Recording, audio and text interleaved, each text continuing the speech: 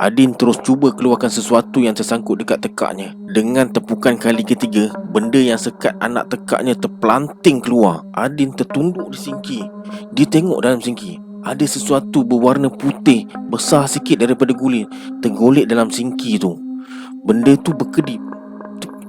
Ya Allah, mata!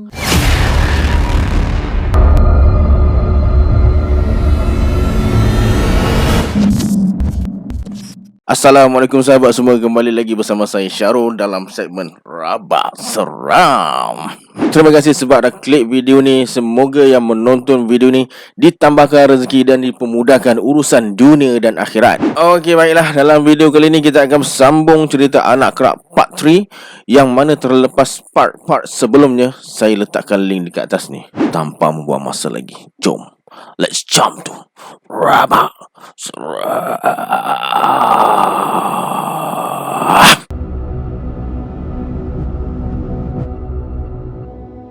Kemudian dia ambil tong drum yang memang dah ada dekat belakang rumah. Bekas tanah yang telah digali tu ditutup dengan tong tersebut. Hadi pergi dekat Milah dan berkata, "Kita tak boleh duduk dekat rumah ni lagi, Milah." "Kenapa?" "Aku memang dah dapat rumah sewa lain dekat Pekan. Bawa bangkai tu, aku terlupa ada beli ayam. Ingat nak buat gulai, aku letak dalam sinki. Lepas tu aku ada hal dekat luar. Berulat dah ayam tu. Aku dah tanam pun. Kau tunggu, Milah, aku kemas kain baju aku dulu. Nanti barang lain kita beli dekat Pekan."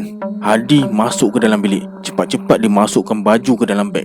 Masa dia nak keluar dari bilik, ada bayangan hitam melintas dekat pintu. Hadi terkejut. Cepat-cepat dia tarik tangan Milah keluar dari rumah tu. Mereka berdua bergerak meninggalkan rumah. Di dalam rumah, sesuatu mengintai, menyeringai dan berkata, "Itu baru sedikit, Hadi." Lembaga hitam tu berbisik halus. Dia ketawa. Hadi hantar Milah ke rumah yang sememangnya dah siap dia sewa. Kemudian dia keluar, pergi cari Tok Mulung dekat kebunnya.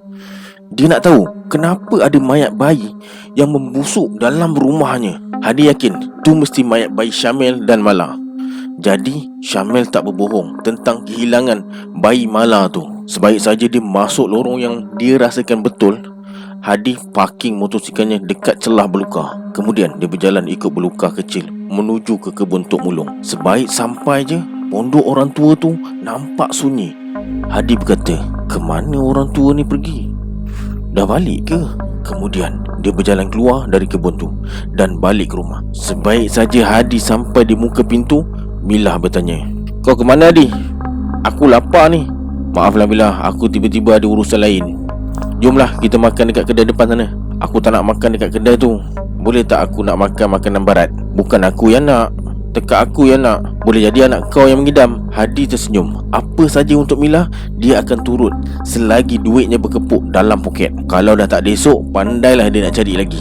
Hadi yakin Tok Mulung akan sentiasa bantu dia bila dalam kesusahan. Milah bersiap. Mereka kemudiannya menuju ke pekan terdekat untuk makan makanan yang diidamkan Milah. Milah pandang Hadi yang tengah makan tu. Walaupun sihir pemanis dan penduduk mak hitam dah hilang taringnya, dia nampak Hadi tak perlu lagi ditundukkan. Hadi sendiri dah menyerah kepadanya.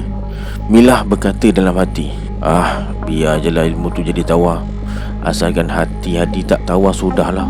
Tiba-tiba Hadi mendongak dan berkata, Abang Mansur, aku dah berapa hari cari Salimah dengan Adin.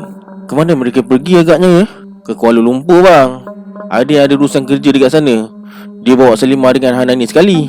Sebenarnya Hadi memang tak tahu pun ke mana Adin bawa Salimah dan Hanani. Dia sendiri sebenarnya dah tak ambil peduli hal Salimah. Lebih baik menghadap Milah yang perlukan perhatian dia dan menyenangkan hati dia saat ni. Mansur berkata, "Kalau ikut Adin tak apalah. Aku risau juga adik aku tu merajuk lari entah ke mana. Banyak duit kau belanja mewah macam ni." "Sesekali bang. Sesekali tu bawa jugalah Salimah anak beranak. Janganlah bila dapat pucuk muda yang tua kau lupa pula. Macam dapat gading, tanduk dah tak berguna. Makanlah kau orang berdua. Baca bismillah, nanti tercekik susah." Kemudian Mansur bergerak meninggalkan mereka. Milah humpas sudu orang garpu dan berkata, "Tak guna betul terserempak dengan habibang kau ni. Alah, biar je lah, jangan ambil hati sangat. Kita tengah makan ni kan. Dia tu buat selera aku mati." Milah rasa geram. Dia mula terfikir agenda lain. Dalam diam dia merancang sesuatu. Milah berkata dalam hati, "Tunggu kau Mansur. Silap-silap kau dengan Salimah dua-dua mampus. Tunggu Mak Hitam, nanti aku datang menyembah." Milah kembali jamah makanannya. Kemudian Hadi berkata, "Lepas makan kita pergi shopping. Kau belilah baju atau apa saja yang kau nak Milah. Aku belanja." Tersenyum Milah dengan kata-kata Hadi tu. Mansur yang kebetulan berada dekat shopping komplek tu nampak Hadi dan Milah seronok membeli belah. Pelik pula dia, banyak betul duit Hadi. Bukankah dia tak bekerja? Selalu Salimah minta tolong dengan dia beli barang keperluan. Mansur syak ada benda tak elok yang Hadi buat. Tapi benda apa? Kemudian Mansur telefon Adin. Dia tak sedap hati. Dia bimbangkan Salimah dan Hanani. Betul ke mereka berdua ikut Adin ke Kuala Lumpur? Sebaik saja Mansur dengar suara Adin, dia bertanya, "Adin, mak kamu ada dengan kamu ke?" "Ada Pak Long. Mak dengan Hanani ikut saya pergi Kuala Lumpur. Kami dekat rumah Kak Zahra. Saya ada kerja sikit dengan Tok Mulung." "Oh, jadi Tok Mulung pun ada sekali dengan kamu lah ni?" "Ya Pak Long. Pasal urusan tanah dekat kampung baru tu, kerajaan nak ambil untuk dirikan bangunan. Jadi kami uruskan hal ni dengan peguam. Alhamdulillah, jadi juga tanah tu diambil kerajaan. Senang sikitlah kamu dengan mak kamu nanti." Mansur tersenyum. Dia tahu Tok Mulung dah pecahkan geran tanah dekat kampung baru kepada adiknya Salimah, Mak Adin. Pada mulanya Tok Mulung nak Salimah dan Adin serta bekas suami Salimah tinggal dekat situ. Tapi tak sempat mereka pindah sebab ayah Adin kena tangkap polis. Sampai sekarang rumah tu terbiar je. Tok Mulung memang tak nak tinggal dekat Kuala Lumpur. Kedai runcit dan ladang miliknya dekat Tanah Merah tak ada siapa yang nak uruskan. Untung Salimah sebab Tok Mulung sayangkan dia macam anak dia sendiri. Padahal Tok Mulung tu datuk saudara mereka je. Adin bertanya, "Kenapa Pak Long? Macam ada benda penting je." "Tak ada yang penting Adin. Pak Long terserempak dengan ayah Hadi kamu dengan bini muda dia tu. Itu yang teringatkan kamu. 2 hari dah Pak Long cari mak kamu nak bagi sikit duit belanja Hanani, tapi mak kamu tak ada." "Oh, hanya tu jawapan Adin." Dia memang menyampah bila dengar nama Hadi. Nak je suruh maknya minta cerai, tapi dia rasa tak patut pula. Itu dah jodoh maknya. Lainlah kalau maknya sendiri yang nak bercerai. Bila-bila masa je dia akan sokong maknya. Sebaik saja Adin letak telefon, maknya bertanya, "Siapa telefon Adin? Ayah kamu ke?" "Bukan mak, Pak Long." "Oh, mak ingatkan ayah kamu yang telefon." Tok Mulung yang ada dekat ruang tamu tiba-tiba menyampuk. "Kenapa disebut Hadi tu Salimah?" "Sudah-sudahlah tu, suami saya. Kalau suami, dia tahu tanggungjawabnya. Ni kamu hilang dah beberapa hari, telefon pun tidak. Itu tandanya apa?" "Tanda dia tak ambil peduli pun hal kamu anak beranak. Esok dapat duit tanah, jangan pula kamu bagi dia." Sementara tu Zahra bawa Hanani masuk ke dalam bilik dia. Seronok dia layan kerena Hanani yang dah boleh bercakap sepatah dua perkataan. Zahra berkata, "Nani main dulu ya. Cik Zah nak pergi bilik air sekejap." Sebaik saja selesai, Zahra buka pintu bilik air. Dia nampak Hanani berdiri dekat tepi tingkap sambil selak kain lansir. Zahra bertanya, Nani buat apa tu?" "Onyang." Zahra pelik. "Onyang?" Itu panggilan Hanani pada Tok Mulung. Tok Mulung ada dekat luar. Zahra cepat-cepat selak kain lansir. Dia nampak dekat depan rumah dia, di seberang jalan, ada seseorang berdiri di bawah cahaya lampu. Susuk tubuh tu sama macam Tok Mulung.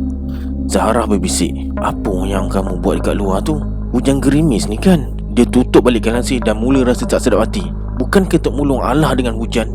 Kenapa dia sengaja duduk dalam hujan gerimis tu? Zahra cepat-cepat bawa Hanani turun ke bawah. Dia nampak Tok Mulung tengah berbual dengan Salimah dan Adin dekat ruang tamu. Zahra tertinjau-tinjau dekat luar rumah. Salimah bertanya, "Kenapa Zahra? Tok keluar ke kejap ni tadi? Kau nak suruh aku sakit ke Zahra? Bukan ke hujan tu?" Tapi tadi Zahra tunjuk ke arah luar rumah.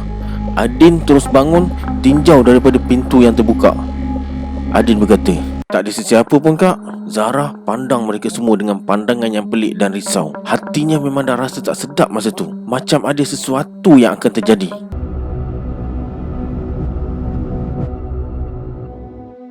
"Kenapa Zahra?" soal Salimah. Pelik pula dia tengok Zahra macam dalam kerisauan. Zahra peluk Hanani erat, seolah-olah ada sesuatu akan datang ambil Hanani. Salimah bangun dan menghampiri Zahra. Zahra berbisik perlahan, risau Tok Mulung kecil hati. "Dekat luar tu ada Tok Mulung." Hanani tunjuk ke arah pintu depan yang tertutup. Sambil ketawa dia berkata, "Onyang!" Tiba-tiba Salimah dengan Zahra pergi naik atas sekarang. "Bawa Hanani ke bilik." Adin terpinga-pinga. Kenapa Tok Mulung tiba-tiba je suruh maknya dan Zahra naik ke atas? Zahra cepat-cepat naik ke atas sambil dukung Hanani. Salimah yang tak tahu apa-apa masa tu ikut je Zara dari belakang. Sebaik saja pintu bilik Zara ditutup, Salimah bertanya, "Kenapa ni Zara?" "Mak Ngah, cuba Mak Ngah tengok dekat bawah tu." Zara selak kain lansir sikit. Dia panggil Salimah berdiri dekat dia. Salimah pun tinjau ke arah yang ditunjukkan oleh Zara. Kelihatan dalam gerimis seorang lelaki berjubah hitam berdiri di bawah lampu. Bentuk badannya tak ubah macam Tok Mulung. Zahra berbisik, "Dari tadi dia berdiri dekat situ Mak Ngah. Tapi tadi Adin kata mana ada sesiapa. Kenapa bila kita tengok dari atas ni dia ada pula? Itu yang saya pelik. Kalau Mak Ngah pun nampak, maknanya saya tak berhalusinasi." "Betul lah, tapi Adin tak nampak. Tok Mulung pula macam tahu sesuatu. Apa tu ya?" "Saya rasakan jangan-jangan tu saka tak Zara?" "Ya, saya baru nak cakap benda yang sama. Tok Mulung tu boleh saka ke Mak Ngah?" "Takkanlah tok kamu macam tu Zara. Dia tak pernah tinggal solat dekat surau. Mengaji setiap hari. Sebulan atau 2 bulan sekali dia khatam mengaji. Setahun sekali ke tanah suci. Kalau tak tunai gaji, dia buat umrah." "Takkanlah. Zaman sekarang Mak Ngah, alim ulama' dah macam alim tek kucing." Salimah dan Zara terdiam. Masing-masing hanya melihat bayangan di tepi jalan yang tak bergerak tu. Tiba-tiba, "Apa ulia?" terdengar suara Hanani. Dia ketawa siap bertepuk tangan lagi. Salimah dan Zara segera berpaling ke arah Hanani. Mereka nampak Hanani menghulurkan sesuatu ke depan, macam ada seseorang dekat depan dia. Kemudian Hanani tersengih. Mereka berdua saling berpandangan. Salimah menghampiri Hanani. Dia minta daripada Hanani apa yang ada dalam genggamannya, tapi Hanani tak bagi.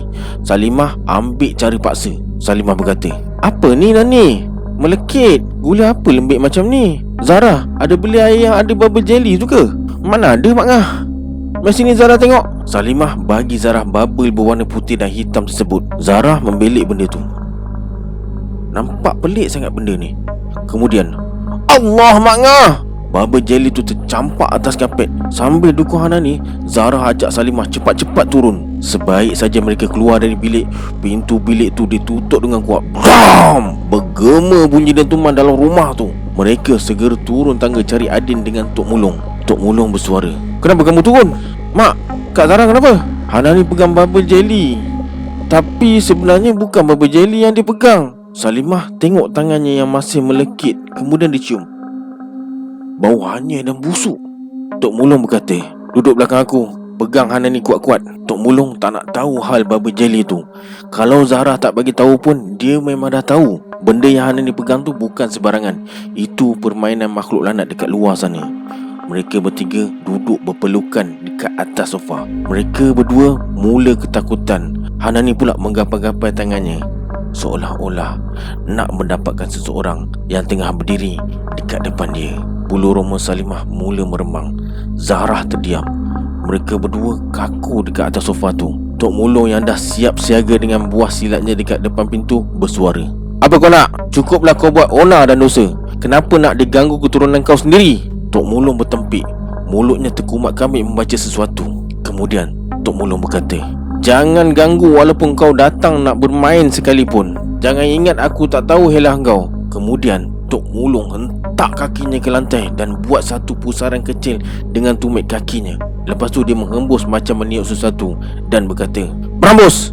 Jangan tunjuk muka kau depan aku. Cukup baik aku lepaskan kerana kenangkan darah daging. Jangan sampai aku bakar kau dengan api paling panas. Jangan sampai aku regut jantung kau keluar. Pergi!" Tiba-tiba angin sejuk menerjah masuk ke dalam rumah. Serentak dengan tu tercium bau busuk macam bau bangkai.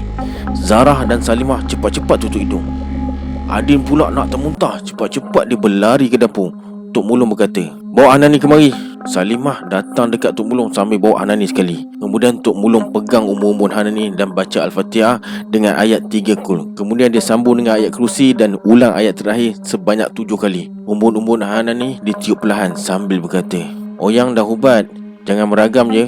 Adin kembali semula ke ruang tamu. Bau busuk tu dah hilang. Macam tu je.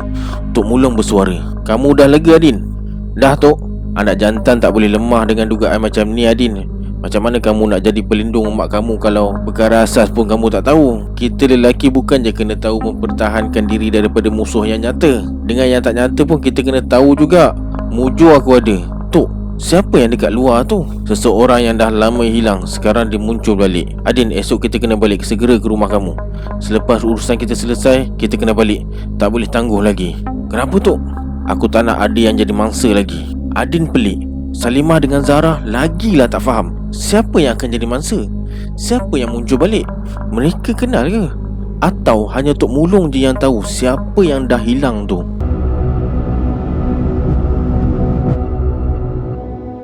Kemudian Tok Mulung suruh Salimah dengan Zara masuk ke bilik dan jangan keluar kalau terdengar apa-apa yang pelik. Malam tu Adin dengan Tok Mulung tidur dekat bawah. Selepas Adin ambil bantal, selimut dan Toto, Tok Mulung yang duduk bersila menghadap muka pintu macam tunggu seseorang berkata, "Kalau kamu nak tidur, kamu tidur Adin, jangan tunggu aku."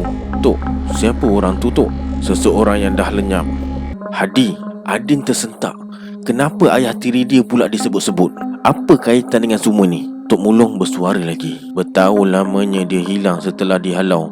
Sekarang dia balik nak mengacau kehidupan aku dan keturunan aku. Manusia jenis apa ni? Sedangkan salah sendiri tak pernah nak ambil kisah. Ingatkan dah berubah, rupanya masih ikut telunjuk syaitan."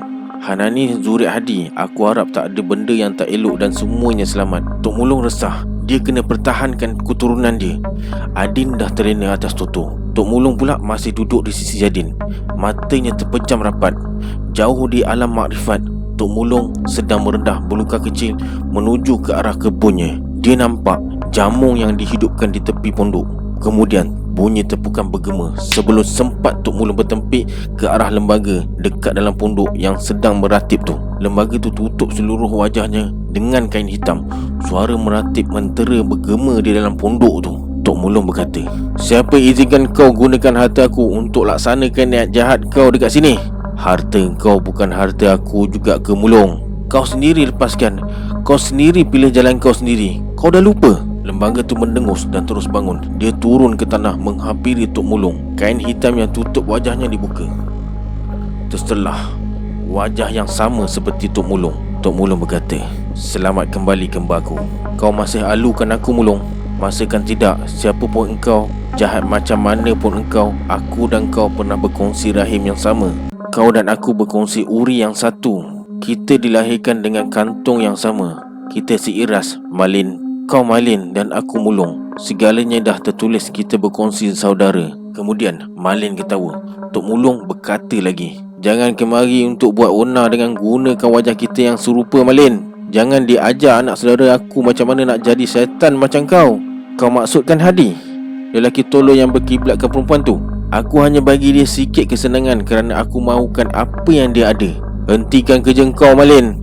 Kalau kau nak cari waris ilmu syaitan kau, jangan cari keturunan aku. Kau siapa nak halang kehendak aku? Kau dah lupa Mulung? Kau sikit pun tak pernah dapat halang aku dari dulu. Kau dah terlewat Mulung. Hadi dah jadi hamba aku." Allahu Akbar. Hadi dah masuk perangkap Malin rupanya. Adin terjaga. Dia buka selimut sikit dan intai apa yang Tok Mulung buat. Adin tertanya-tanya, dengan siapa Tok dia berbual? Dia tak nampak sesiapa pun. Kemudian Adin terdengar Tok Mulung berdoa, "Ya Allah, aku memohon kepadamu agar disegerakan curahan keselamatan dari sisimu kepadaku." "Pergi kau Malin, jangan ganggu keturunan aku. Itu keturunan kau juga." Tiba-tiba Tok Mulung berpaling pandang Adin dan berkata, "Kau dah bangun Adin?" Baru je Adin nak bertanya, Tok Mulung bagi isyarat jangan tanya apa-apa. Kemudian Adin bangun nak pergi ke bilik air. Selesai tunang hajat, dia kembali dapatkan Tok Mulung yang sedang membelik sesuatu dekat atas lantai. Adin bertanya, "Banyaknya guli tu. Mana datang guli tu? Busuknya bau. Hanya macam bau darah. Macam bau bangkai pun ada." Adin tunduk tengok guli yang tiba-tiba bergolek menuju ke arah kakinya dan berkata, "Guli ni macam pelik. Macam bentuk mata pun ada." Baru je dia nak pegang, cepat-cepat Tok Mulung tepis tangan dia, pap, dan berkata, "Itu bukan guli, itu memang mata." Adin terkaku. Bau hanya itu membuatkan dia rasa nak muntah. Dia berlari ke dapur cari sinki, tapi tak ada apa-apa yang keluar dari perut dia. Terasa tekaknya tersekat sesuatu yang berlendir, macam ada guli tersekat dekat kerongkongnya. Tok Mulung datang terus dia tepuk belakang badan Adin 3 kali dengan kalimah, "La ilaha illa anta subhanaka inni kuntu minaz zalimin." Tekak Adin rasa terbakar. Ada sesuatu cuba keluar daripada kerongkongnya. Perutnya memulas macam ada sesuatu dekat dalamnya. Tok Mulung tepuk lagi kali ketiga dengan ulang ayat yang sama. Adin terus cuba keluarkan sesuatu yang tersangkut dekat tekaknya. Dengan tepukan kali ketiga, benda yang sekat anak tekaknya terpelanting keluar. Adin tertunduk di sinki. Dia tengok dalam sinki. Ada sesuatu berwarna putih besar sikit daripada gulin tergolek dalam sinki tu. Benda tu berkedip. Ya Allah, mata! Adin terus pengsan dekat tepi sinki tu.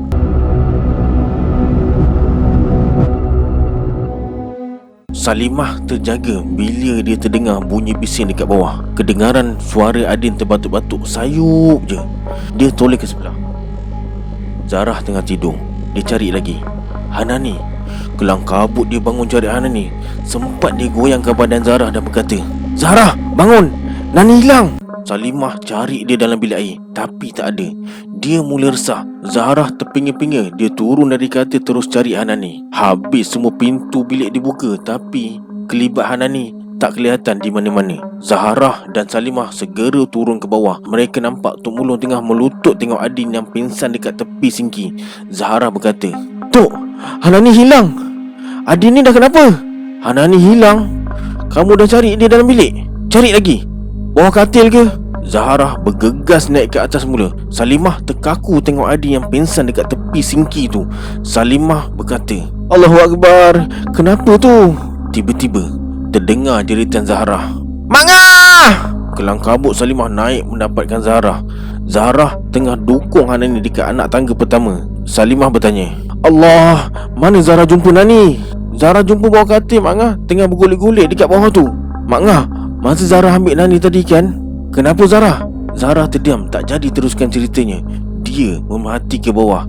Kelihatan Tok Mulung sedang memapah Adin ke ruang tamu. Salimah segera turun dan tanya Tok Mulung, kenapa Adin? Tok Mulung diam, tak menjawab apa-apa. Muka Adin kelihatan merah. Nampak jelas urat lehernya tegang. Salimah kerisauan. Hanani baru je hilang.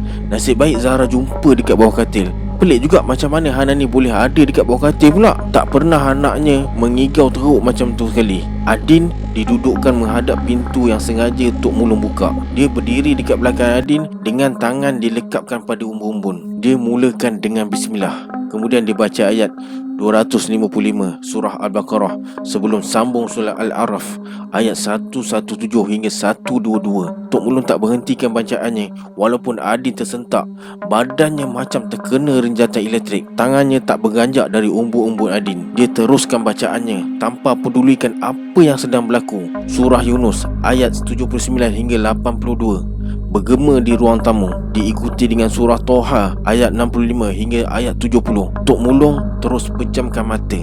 Dia sambung surah Al-Kafirun, Al-Ikhlas, Al-Falaq dan dia mengakhiri dengan surah An-Nas ayat 1 hingga 6. Adin mengelupur kesakitan. Dia rebah dekat atas lantai, tak bergerak. Mulutnya berbuih macam terkena sawan. Tok Mulung ambil air sejuk yang memang sengaja dia letakkan di tepinya tadi. Wajah Adin direnjisnya dengan air tersebut. Salimah dan Zahrah tak tahu apa yang terjadi sebenarnya. Tok Mulung bersuara, Salimah, Hadi dalam bahaya. Hadi ada Milah untuk jaga dia. Aku kata Hadi dalam bahaya. Kita kena selamatkan dia sebelum dia jauh terpesong. Ish, apa pula Hadi dah buat ni? Adin masih terpinga-pinga. Dia tak ingat apa yang terjadi. Tahu-tahu Tok Mulung bercakap pasal ayah tiri dia. Adin bersuara, kenapa dengan Adin ni? Tadi dia rasa dia tak ada dalam rumah Zahrah. Dia rasa terawangan macam dibawa pergi ke satu tempat yang gelap gelita. Di dalam gelap tu dia dipaksa memakan sesuatu yang kenyal, berbau busuk dan hanyir. Tok Mulung berkata, permainan syaitan Adin. Jangan kamu kisahkan. Kamu tak ada dekat sini tadi. Kamu dibawa jauh ke alam lain, angkara syaitan, dan sekarang ayah Hadi kamu memang dah termasuk dalam perangkap. Bakal jadi hamba abdi manusia keparat. Kita kena balik juga. Zahrah, esok pagi tolong belikan kami tiket balik. Manusia kalau busuk hati macam ni lah jadinya. Main dengan syaitan yang tak takut hukum Tuhan. Aku betul-betul tak sangka dia muncul balik. Aku ingat dia dah pergi bawa segala kebusukan yang dilakukan. Kali ni dia angkut satu tong najis pula. Siapa yang Tok maksudkan? Malin? Kamu dengar Adin, aku sebut nama Malin. Tok Mulung pandang Adin. Dia mengangguk. Salimah bertanya, Malin? Bukankah itu kembar pak yang dah hilang sekian lama sebab satu peristiwa yang Salimah terhenti. Dia pandang Tok Mulung. Tok Mulung berkata, kesedihan aku masih tak terubat. Aku tak sanggup memfitnah, tapi dia sendiri dah buktikan apa yang dia lakukan. Apa yang dia lakukan, Tok? Jadi betul lah kata mak dulu, Apak Malin ialah pencari sekaligus pemuja anak kerak. Tok Mulung mengangguk. Tak sempat dia jawab pertanyaan Adin tadi. Zarah pula menyoal, anak kerak tu apa? Tok Mulung tak menjawab pertanyaan Zahra, walaupun dia ada banyak cerita tentang perbuatan Malin. Tok Mulung berkata, kita dah kembali ke zaman jahiliah, di mana kebanyakan manusia bertuhankan syaitan. Pantang tengok orang lain senang sikit. Ada je yang dengki dan iri hati. Senang syaitan menghasut menuju ke arah kemunafikan. Yang syirik jadi pegangan, yang kurafat jadi tunggangan.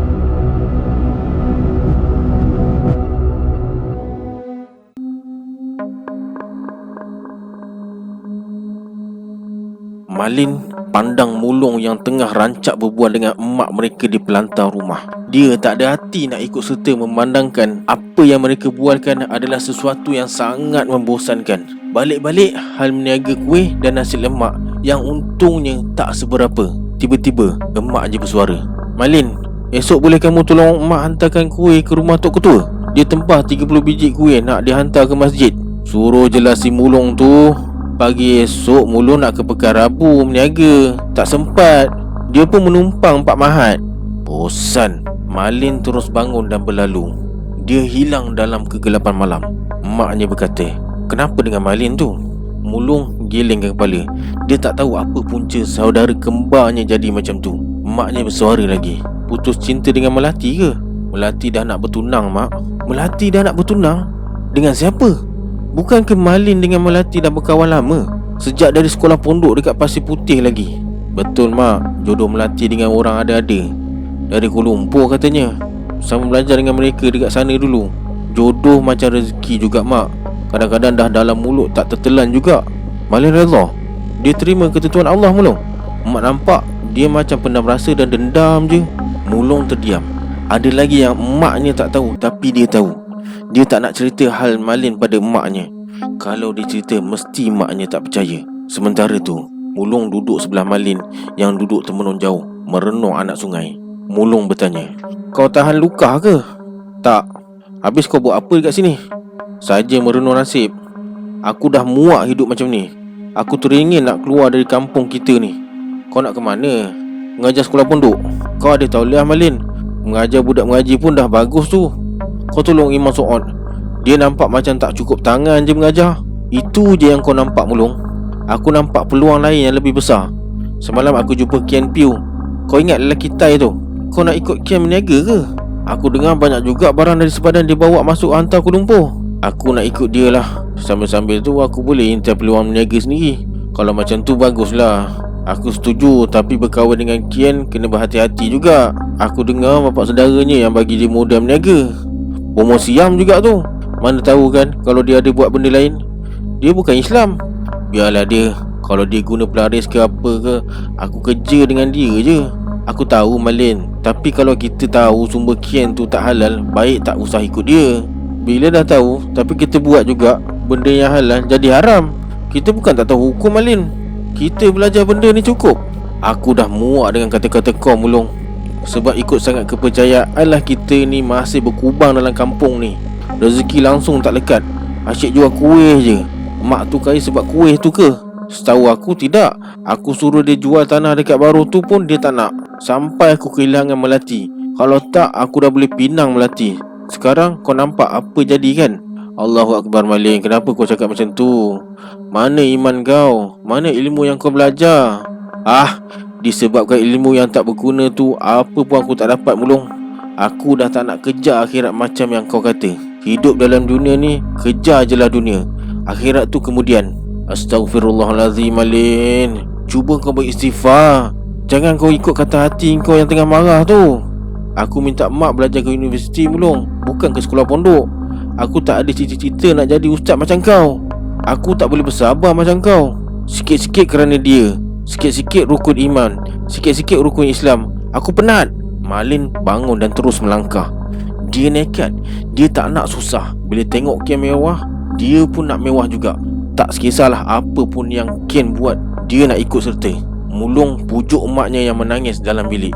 Tadi Malin dah bungkus kain bajunya ikut Ken yang datang ambil dia dekat depan rumah. Maknya berkata, "Kenapa Malin jadi macam tu?" "Biarlah mak, dia cari rezeki." "Tapi kenapa mesti kerja dengan Ken? Arwah ayah kau melarang keras berkawan dengan Ken sebab takut pengaruh Ken merosakkan anak-anak. Duit bukan segalanya. Anom dengan Ayu mana ni?" "Ada mak dekat dapur, tengah uli tepung dengan masak sambal untuk esok." "Mak tak payah risaulah, Malin tu berilmu orangnya." "Risau tetap. Bapak saudara Ken tu penjual benda haram Mulung. Sekampung tahu bapak saudara Ken buat kerja haram." "Bapak saudara Ken buat kerja haram apa pula mak?" "Takkan kau tak tahu Mulung? Semua orang tahu kerja bapak saudara Ken tu." Mulung geleng kepala. Dia tak suka sangat bercampur dengan orang kalau bukan sebab urusan jualan. Apa kerja bapak saudara Ken? Dia hanya tahu bapak saudara Ken seorang bomoh je. Emaknya berkata, bapak saudara Ken tu pencari dan pemuja anak kerak. Mak risau kalau Malin. "Mak, sekolah pondok tu dah cukup mengajar Malin dan Mulung hal dunia dan akhirat. Takkanlah Malin sanggup buat dosa." "Kamu kena tahu Mulung, seteguh-teguhnya iman, jika setiap hari dimomokkan dengan hal dunia, iman boleh runtuh. Doa yang baik-baik mak, supaya Malin tak jadi macam tu." Hati Mulung berdebar. Dia sedar hati Malin semakin rapuh sebab cinta yang tak kesampaian. Emaknya yang dipersalahkan. Dia geleng kepala. Anom keluar ke bahagian dapur yang terletak dekat luar rumah. Kadang-kadang ada rasa takut juga sebab terpaksa masak sambal nasi lemak dekat luar. Lagipun dia anak dara, buatnya dia cekup orang tak ada siapa yang tahu. Entah kenapa, malam tu Anom rasa tak sedap hati. Tiba-tiba dia rasa takut. Anom berkata, "Ayu, biarlah pintu tu buka." "Ah, kau ni kak, nampak nyamuk banyak ni. Besar-besar pula tu. Nanti asap sesakkan nafas mak lah." "Apa nak ditakutkan kak? Kau ni macam tak biasa pula. Teman aku menumis Ayu. Karipak aku tu siapa nak gentil. Kau kuncilah kak dapur tu. Tutup pintu. Kalau kau takut, jaring tu kau tutup dengan batik." Anom geleng kepala.